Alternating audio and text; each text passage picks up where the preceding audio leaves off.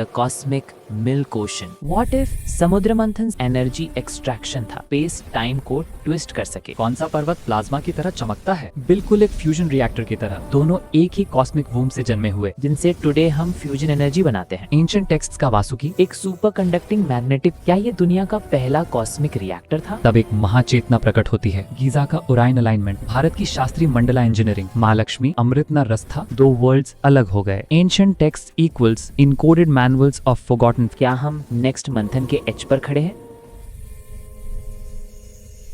शुरुआत में कुछ भी नहीं था, ना जमीन, ना आसमान, ना कोई दिशा, बस एक बहता हुआ समुंदर, an endless ocean of potential. हमारे प्राचीन ग्रंथ इसे कहते थे क्षीर सागर, द कॉस्मिक मिल्क ओशन। लेकिन मॉडर्न साइंस इसे एक और नाम देती है, द क्वांटम फील्ड, जहां पार्टिकल्स आते हैं, गायब होते हैं और नए यूनिवर्सेस पैदा होते हैं। व्हाट इफ समुद्र मंथन सिर्फ मिथोलॉजी नहीं है? क्या पता ये एक एंशिएंट कॉस्मिक एक्सपेरिमेंट की याद हो, एक ऐसी टेक्नोलॉजी जो रियलिटी को ही दो हिस्सों में स्प्लिट कर सकती हो। लेजेंड्स बोलते हैं एक माउंटेन रॉड बना, एक सर्पेंट रोप बना और देवासुर ने अपोजिट डायरेक्शंस में पुल किया। पर कहानी का असली हार्ट एनर्जी एक्सट्रैक्शन था, वही प्रिंसिपल जिससे हम न्यूक्लियर फ्यूजन चलाते हैं, पार्टिकल एक्सीलरेटर्स चलाते हैं और लिमिटलेस एनर्जी का सपना देखते हैं। इमेजिन एक ऐसी स्ट्रक्चर, इतनी मैसिव, इतनी कॉम्प्लेक्स कि वो स्पेस टाइम को ट्विस्ट कर सके।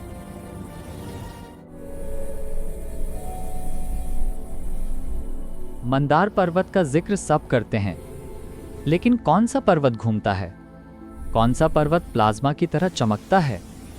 कौन सा पर्वत बिजली की गरज जैसा कंपन करता है? ये पत्थर नहीं था, ये एक मशीन थी, एक कॉस्मिक स्टेबलाइजर, एक वर्टिकल एनर्जी रोटर जो स्पेस टाइम से रॉ शक्ति को चॉन करता था, बिल्कुल एक फ्यूजन रिएक्टर की तरह, पर उससे लाखों गुना बड़ा और अनंत गुना एडवांस्ड। पूर्वजों ने जो देखा तो उन्होंने उसको पर्वत के एग्जाम्पल से समझा दिया। बहुत ही गजब का एग्जाम्पल था ना, अगर सोच के देखें तो। देव और असुर दोनों एक ही कॉस्मिक वूम से जन्मे हुए, पर वाइब्रेशंस अलग। देव इक्वल टू मैटर, स्टेबिलिटी के प्रतिरूप, और असुर equal to anti matter, chaos, entropy के। जब मैटर और एंटी मैटर मिलते हैं तो प्योर एनर्जी रिलीज होती है। यही था समुद्र मंथन, दो रियलिटीज का खींचतान, दो सिविलाइजेशंस का कोलैबोरेशन, जिससे जन्मा कॉस्मिक शक्ति का महास्रोत। ये युद्ध नहीं था, ये एक एनर्जी प्रोजेक्ट था। साइंस के हिसाब से इसका डिजाइन एक प्लाज्मा कन्फाइनमेंट रिएक्टर जैसा लगता है, बिल्कुल टॉक मैट्स की तरह, जिनसे टुडे हम फ्यूजन एनर्जी बनाते हैं।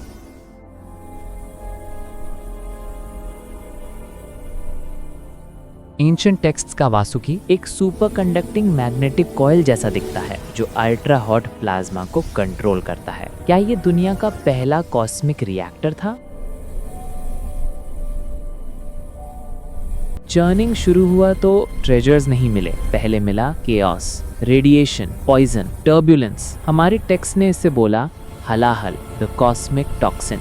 साइंस इसे कहती है अनकंट्रोल्ड एनर्जी रिलीज, बिल्कुल गामा रे बर्स्ट्स की तरह।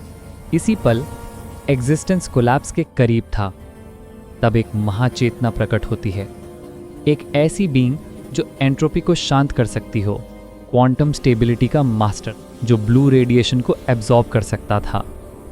यही अर्थ है नीलकंठ का, डायमेंशन को बचाने वाली चेतना।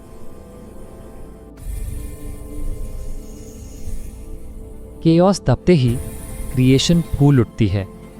जियोमेट्री प्रिसाइज शहरें, कॉन्स्टलेशंस अलाइन मंदिर, ले लाइंस पर बनती विमाना स्ट्रक्चर्स, अंकोर का ड्रैको ग्रिड, गीजा का ओराइन अलाइनमेंट, भारत की शास्त्रीय मंडला इंजीनियरिंग और हमारे अनगिनत एंशिएंट आर्किटेक्चर। ये सिर्फ मंदिर नहीं थे, ये एनर्जी हार्मोनिक सेंटर्स थे, कॉस्मिक चर्निंग की याद।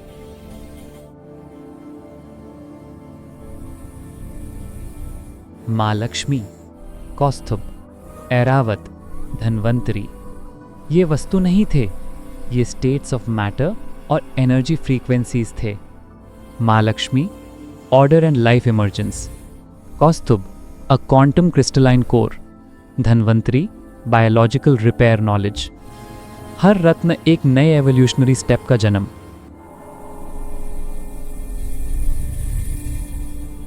एंशिएंट वर्ल्ड प्रिमिटिव नहीं था, वो इंजीनियर्ड था। मॉडर्न फिजिक्स कहती है जब एनर्जी हाई कॉन्सेंट्रेशन में हो तो डायमेंशन के बीच डोरवे खुल सकता है। साइंटिस्ट इसे बोलते हैं ब्रेन कोलिजन या क्वांटम टनलिंग। एंशिएंट्स एक ही वर्ड यूज करते थे, अमृत। अमृत ना रस था ना पोषण। अमृत एक फेज शिफ्ट था, कॉन्शियसनेस का हायर वाइब्रेशनल जंप। अमृत कोई ड्रिंक नहीं था, ये था एक स्टेट ऑफ एग्जिस्टेंस जहां कॉन्शियसनेस बॉडी के लिमिट्स को क्रॉस कर जाती है। अमृत ने एक पैरेलल यूनिवर्स का द्वार खोला। देव फ्रीक्वेंसी बढ़ गई, असुर नहीं बढ़ पाए। दो वर्ल्ड्स अलग हो गए।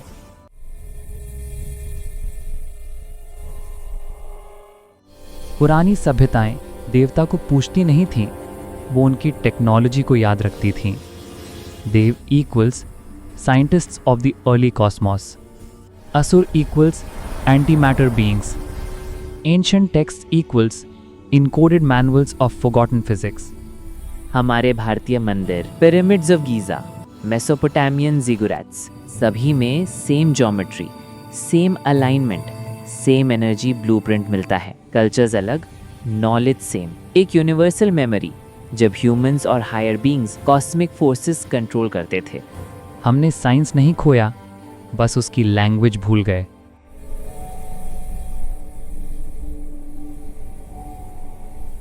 द क्वेश्चन इज नॉट समुद्र मंथन हुआ या नहीं। द रियल क्वेश्चन इज क्या हम नेक्स्ट मंथन के एज पर खड़े हैं। आज हम पार्टिकल एक्सेलरेटर्स बना रहे हैं, स्टार फ्यूजन रिक्रिएट कर रहे हैं, पैरेलल यूनिवर्सेस ढूंढ रहे हैं और वही कॉस्मिक पावर अनलॉक कर रहे हैं। मंदार इंजन का मॉडर्न वर्जन फिर से जग रहा है। समुद्र फिर एक बार हिलने लगा है, चुपचाप लेबोरेटरीज के अंदर। समुद्र मंथन किसी दास्तान का हिस्सा नहीं, ये एक साइकिल है, क्रिएशन और डिस्ट्रक्शन का रिदम। एंशिएंट हमें एक बात समझा गए, ट्रेजर से पहले हमेशा पॉइजन आता है। आज फिर वही दोराहा खड़ा है, एक नई चर्निंग शुरू हो चुकी है। सवाल सिर्फ इतना है, हम देव बनेंगे या असुर? क्योंकि सागर फिर से उबल रहा है और ब्रह्मांड देख रहा है।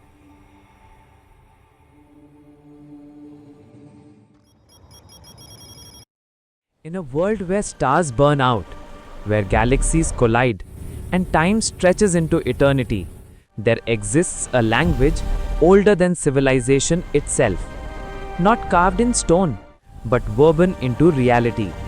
The ancients of India didn't just study numbers, they listened to them. They decoded the rhythms of planets, the pulse of time, and the hidden patterns that bind the universe together. This is the story of the minds who reached beyond numbers, beyond logic, beyond infinity. Welcome to Beyond Infinity, India's timeless mathematics.